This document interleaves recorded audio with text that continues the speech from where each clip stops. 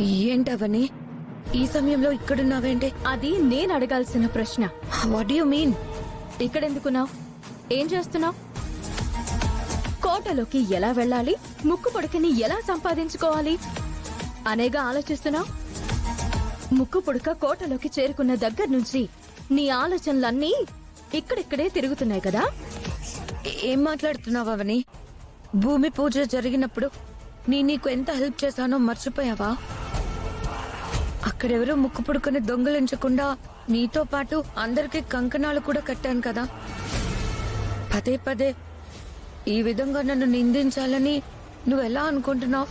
అసలు నీకు మనసు ఎలా వస్తుంది? నా ముందు నువ్వు ఎంత నటించినా ఉపయోగం ఉండదు. ఎందుకంటే నీ మీద నాకుండవలసిన అనుమానాలు ఇప్పటికీ చాలా ఉన్నాయి. మీ ఊరికొచ్చిన కష్టాలని, మీ ఊరి జనానికొచ్చిన నష్టాలను అన్నీ తీర్చడానికి నా వంతుగా ఏదైనా చేయగలనా అని నా మానన నేను ప్రయత్నాలు చేస్తున్నాను. ముక్కు పుడకని ఎలాగైనా బయటికి తీసుకొచ్చి నీకివ్వాలని అనుకుంటున్నాను. అంతేగాని దాన్ని కాజేయాలనే దుర్బుద్ధి నాకు లేదు. ముక్కు పుడకని బయటికి రప్పించడానికి ఏం చేయాలో నాకు బాగా తెలుసు. ఎలాగైనా సాధించుకుంటాను. ఎలా కుదురుతుంది? కోటకు సంబంధించిన కొన్ని రహస్యాలను నేను సేకరించడం జరిగింది. ఏంటవి? నీకనవసరం. నాతో చెప్తే నేను కూడా నీకు ఏదైనా మంచి ఆలోచన ఇవ్వగలనేమో కదా. అవసరం లేదు అని చెప్పాను కదా. నీతో అస్సలు చెప్పకూడదు. నీకు హెల్ప్ చేస్తాను అంటున్నాను. నువ్వు నన్ను అర్థం చేసుకోవట్లేదు. ఈ కోటలో ఎవరెవరుంటున్నారో వాళ్ళ విషయంలో ఏం చేయాలో అన్నీ తెలుసుకున్నాను. ముక్కు పుడకని బయటికి తీసుకుని రావడం నా వలన అవుతుంది, లేదా నా కూతురి వలన అవుతుంది.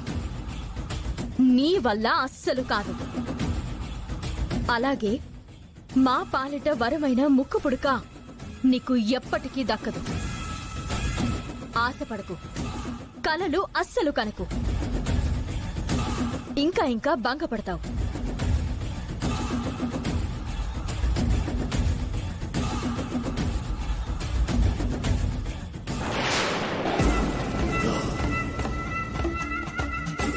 అవని కొత్తగా మాట్లాడుతుందేంటి? ఏం తెలుసుకుందని అంత కాన్ఫిడెంట్ గా మాట్లాడుతుంది? నిజంగానే తెలుసుకుందా? లేదు అంటే నా ముందు అలా బిల్డప్ ఇస్తుందా? చీకట్లో బాణం వేయడం అవనికి బాగా తెలిసిన విద్య.